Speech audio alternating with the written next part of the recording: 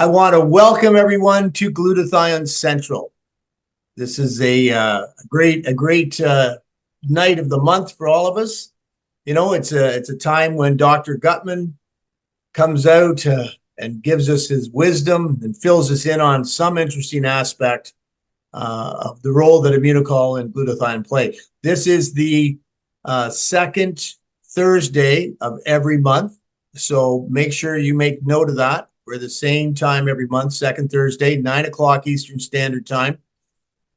And, you know, we try to keep it down to about an hour, depending on the questions and answers that we get afterwards. My name's Doug McNabb, and I'm honored to be the host of tonight's call. And it's my great pleasure to introduce our speaker, Dr. Jimmy Gutman, who many of you know Dr. Gutman, but I always want to, you know, kind of give his background every time just quickly so that people understand who we're talking to here. I've known Dr. Gutman for, I almost hate to say it, but I think we're looking at 27 years since I joined this company. But anyway, Dr. Gutman is a board certified physician with extensive experience in academic, administrative, and clinical medicine. He's a medical graduate of the University of Calgary. So that means he's a medical doctor right there. But then he went on to study emergency medicine at Emory University in Atlanta, Georgia, a world-renowned and respected university for emergency medicine. He was actually the chief resident there. And he became the undergraduate director and residency training director of emergency medicine at McGill University in Montreal, Quebec. That means he was training people. He learned emergency medicine himself. Then he went on to actually teach it and set protocols. So we're talking about a state-of-the-art, brilliant medical practitioner here. He served on the board of directors of the Canadian Association of Emergency Physicians, as well as numerous other academic associations. He has trained literally thousands of doctors and students during his career. Pretty amazing. But let's talk a little bit about glutathione. Dr. Gutman's expertise in the roles of glutathione in health and illness has led him to spend the last quarter century lecturing across the world on this topic. He's heard often on radio, television, and the internet, and is the author of the best-selling medical book, which is now in its 5th edition, on glutathione, which is widely regarded as a cornerstone reference into the scientific investigation of this remarkable substance. So there's very little debate about this. Dr. Gutman is probably one of the world's leading experts on the subject of glutathione. He has been responsible for, you know, educating more people on the role of glutathione than anyone else in the world.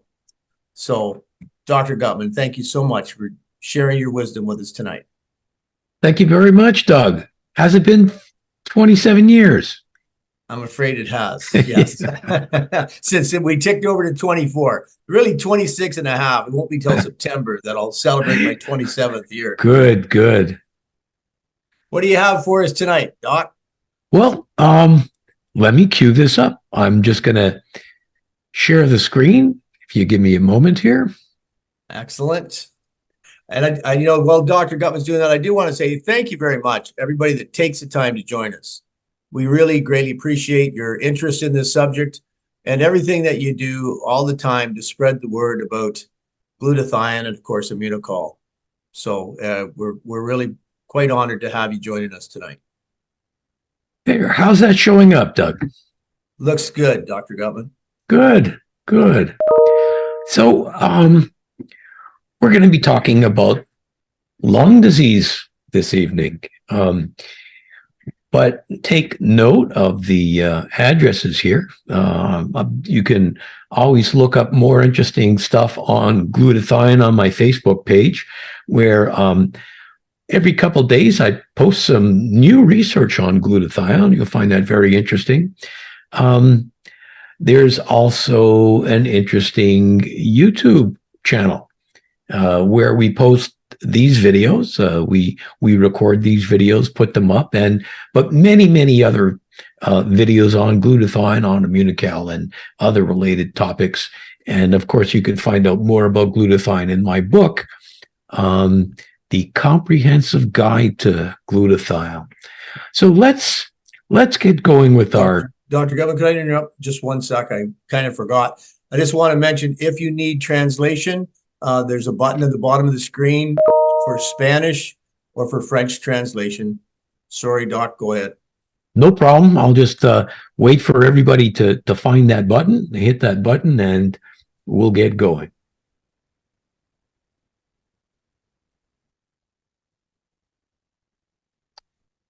So lung disease and the role of glutathione. Let's take a look at asthma. It's a good place to start.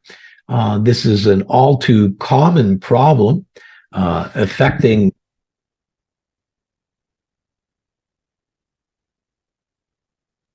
We lost you there, Dr. Gutman, the voice. Hang on. There, can you hear? You came back in there. Now try it again. Okay, can you hear me? Yes. Yeah, we have you Okay, now. good. So this is an all too common problem affecting about 8% of our population and about 10% of children. At 10%, this figure actually shocked me. I wasn't aware of that actual incidence. It's triggered by a number of different events and causes. The bronchioles, those little airways, to constrict. You see there in the slide, these airways are surrounded by muscular tissues that can be triggered to contract. There's also increased production of mucus in the airways that further adds to the problem, and the patient suffers from a typical wheeze or wheezing and coughing. And these patients can become significantly short of breath. It can actually be a life-threatening condition. Many things can lead to an asthma attack, but by far the most common causes are a respiratory tract infection, like the flu, like a cold, but it could be any virus or bacterial infection. Allergies are the next most common cause. Everything from mold in the house to dust mites and cockroaches and animals and trees and grass exposure. Things that are becoming more and more common are the toxins that are released by air pollution. Things that are under our control are toxic cleaning supplies and, of course, secondhand smoke. All of these can trigger an asthma attack. Typical treatment include inhalers and nebulizers. These can deliver what are called bronchodilators, which relax the muscles squeezing the airways, anti-inflammatories like steroids and other components. In the hospital, a variety of intravenous treatment is also possible. There's been much written about the role of antioxidants and glutathione in particular in asthma. The general consensus is that oxidative stress from glutathione depletion plays an important role in the incidence and severity of this disease, and that more research should be done investigating potential treatment using glutathione elevating substances.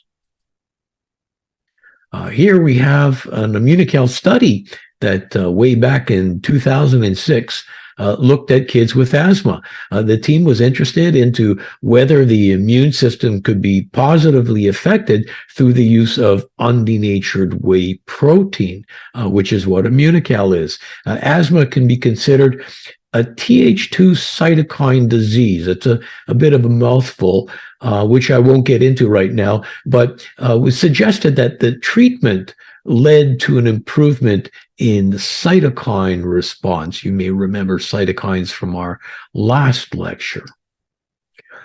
In this study, also an Immunical study, researchers looked at exercise-induced bronchospasm. This is a type of asthma triggered by exercise. This is very interesting.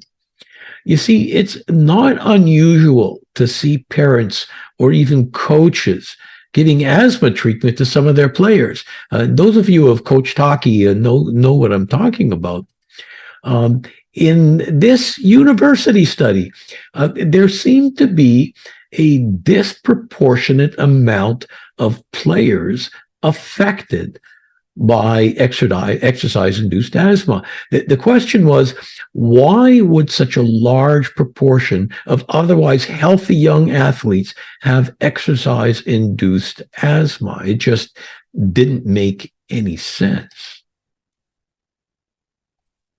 Well, let me tell those of you who don't go to hockey games that in between periods or in between practices, a machine called a Zamboni comes out to clean the ice surface. Now, most arenas are indoors, and you have this machine coming out at least every hour. Now, these Zamboni machines were not much different from what most fuel engines were. They burned fossil fuel and released it into the air. So once an hour, everybody got exposed. And hockey players can spend several hours a day breathing this in. And this exposure led them to having asthma. So we did a study. We recruited 18 hockey players.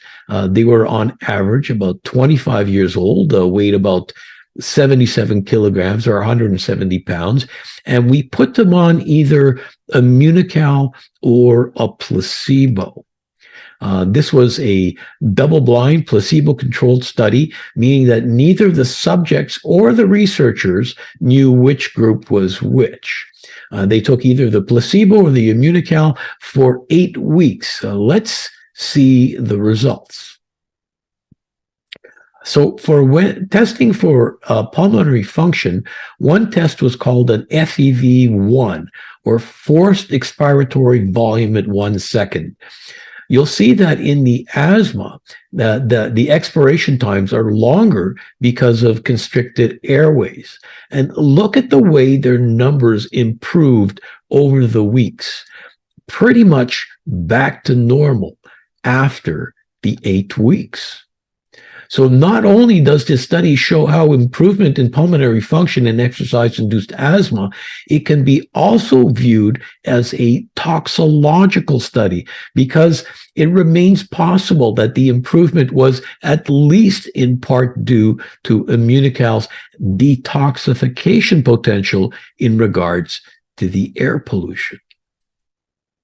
Let's move on to 3 related problems: bronchitis, COPD, and emphysema. These are all related. Bronchitis is a common enough problem where I can say that many of you out there have suffered from this at least a few times in your life. To simplify, there are 2 main groups of bronchitis. The first and most common is acute bronchitis, which is most often the result of infection. This is usually a viral infection, but it may become a bacterial infection over time. And only bacterial bronchitis should be treated with antibiotics. The symptoms are obviously a productive cough and occasionally wheezing.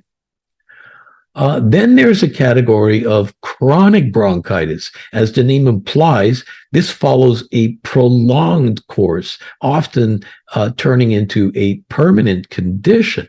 The causes are usually inflammatory, with smoking cigarettes almost always being the case. Both of these result in swelling of the tissues of the airways, resulting in restricted air movement, and patients will probably be suffering from shortness of breath besides their cough. Where glutathione fits in potential interventions is as following. There are going to be an overlap in these 2 conditions as well.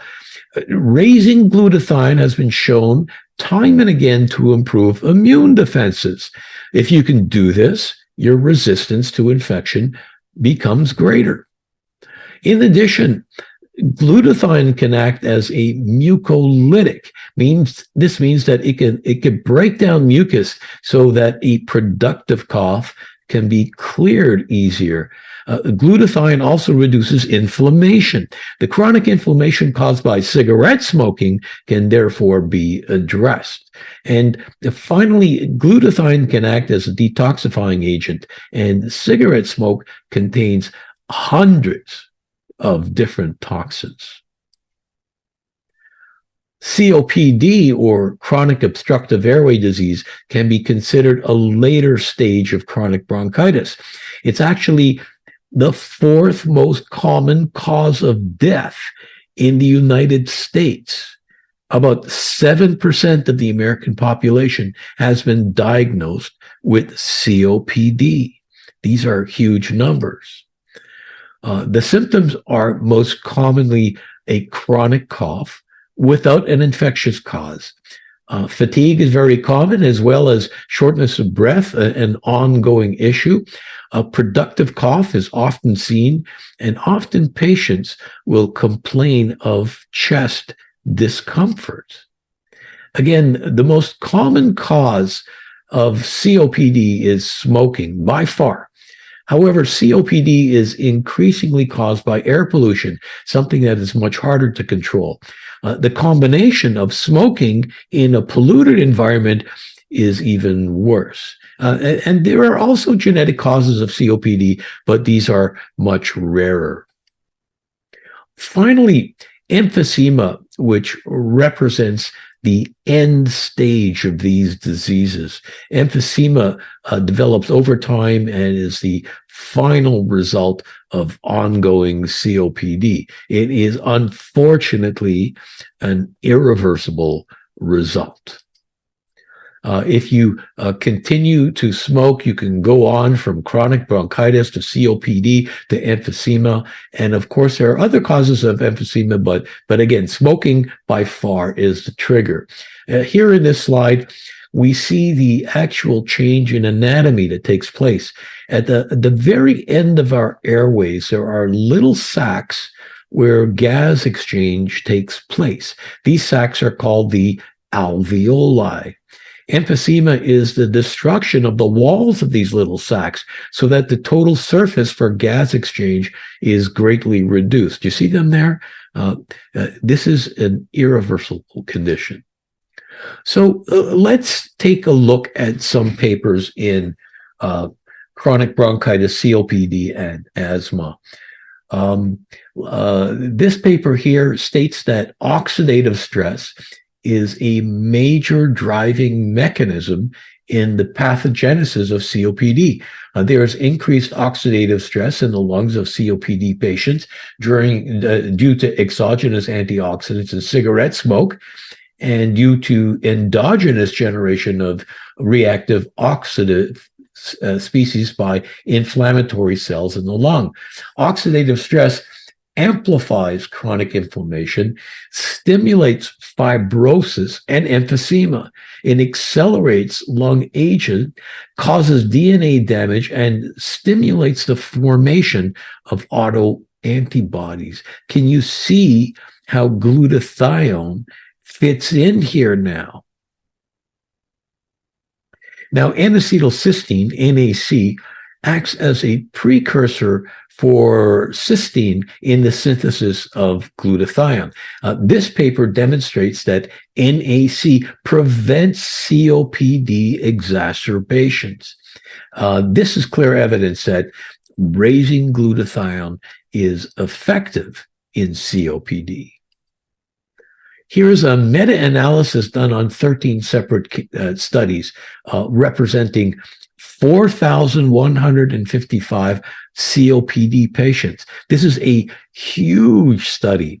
Again, NAC had significantly and consistently fewer exacerbations of chronic bronchitis or COPD. Again, this shows clearly that raising glutathione in COPD works to lower this illness.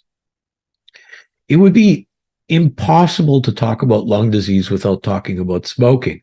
Most people who smoke for more than a few years will develop at least some type of pulmonary issue. When you look at the most common causes of death, cancer, heart attack, stroke, COPD, all of these are made worse by smoking. It's actually impossible to say how many people die as a result of smoking because of these compounding factors. Besides the increase in stroke and heart disease, let's look at lung disease that are associated with smoking. Bronchitis, COPD, emphysema, lung cancer, all of these diseases are primarily associated with smoking. Each puff of a cigarette knocks out thousands of cilia, those little hairs lining your airways that sweep out garbage. These eventually don't grow back. And each puff of a cigarette exposes you not to burnt tobacco, but to countless other noxious chemicals. And each puff of a cigarette literally burns up antioxidants in your lungs. This includes glutathione. There are many studies that document that smokers are glutathione deficient. Here is a recent article that shows that even vaping, this is an article on vaping, even vaping causes a dramatic decrease in glutathione levels, even vaping. But there's still hope. You can recover to a certain degree after quitting smoking. You may not recover from any permanent anatomical changes that have taken place, but you can certainly recover from some degree of glutathione deficiency. This is certainly good news. In either case, think of replenishing glutathione in smokers as a very worthwhile strategy. Okay, let's turn our attention to cystic fibrosis. Cystic fibrosis is an inherited genetic disorder that leads to severe damage to the lungs, digestive system, and other organs. But most of the cases are pulmonary. So let's focus on the lung issues. Cystic fibrosis affects the cells that produce mucus, sweat, and digestive juices. These secreted fluids normally are thin and slippery, but in people with CF, a defective gene causes the secretions to become sticky and thick. And instead of acting as a lubricant, the secretions plug up tubes and ducts and passageways, especially in the lungs. And these patients, unfortunately, have a shortened life expectancy, around 30 years. Although there are no long-term studies looking at glutathione levels in cystic fibrosis patients, there have been many that have shown that these patients are glutathione deficient. Once again, glutathione deficiency. So a lot of work has been done looking at raising glutathione here. Here is a meta-analysis again of 4 separate randomized controlled studies. They conclude that raising glutathione improved a key pulmonary test, again, the FEV1 in these patients. Let's move on to an Immunical study. The researchers looked at a group of young adult patients. They divided them into a group who would take Immunical and a group who would be taking a placebo. And they had quite some success. A 46.6% increase in glutathione levels was achieved. 45 to 50% increase in glutathione.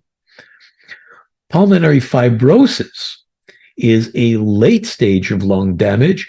This is a lung disease that occurs when lung tissue becomes damaged or scarred. This thick and stiff tissue makes it more difficult for your lungs to work properly. And as pulmonary fibrosis worsens, you become progressively more short of breath. Here we see some of the damage and scarring of pulmonary fibrosis. Symptoms may include a dry, hacking cough, shortness of breath, fatigue, fast, shallow breathing, and weight loss. The cause of pulmonary fibrosis can be either drug-related, radiation-induced, occupational exposures like asbestos or coal, autoimmune, and a type called idiopathic, which means we don't know the cause. Looking at this type of pulmonary fibrosis, it was found that sputum glutathione levels were 1/4 the amount of what normal patients had, 25%. This is a dramatic fall in glutathione. Here's a case report of a patient who was on Immunocal who had pulmonary fibrosis. Normally, I don't present case reports, but this patient I personally knew, and it showed a really important aspect. Dina, that was her name, was a young mother of two who practiced law. She came to me because she heard that I was associated with Immunotech, and she was already on the product. After a few months of Immunocal, she felt so much better, and she had been homebound and relied on oxygen therapy, and now she'd get around without oxygen. She discussed this with her lung doctor, who tested her, and he tested her, and her numbers had gone back to 80% of normal. This was great. But being a true scientist, this doctor could not explain this based on her story of taking Immunocal. So he took her off the Immunocal to see if it really was the Immunocal that was working on her. He took her off. 2 weeks later, she was back in the hospital. Now, I put her back on the Immunocal, and in a few weeks, she was well and returned to near normal pulmonary function tests. So the doctors presented her at grand rounds at the Royal Victoria Hospital, which is a McGill hospital, and wrote this paper. Just incredible. So today, we've looked at a number of different lung diseases that have been related to glutathione deficiency, asthma, exercise-induced bronchospasm, bronchitis, COPD, emphysema, pulmonary fibrosis, cystic fibrosis, and there are likely many more. Here, you have an opportunity to actually try to improve these people's outcome. I welcome you to try.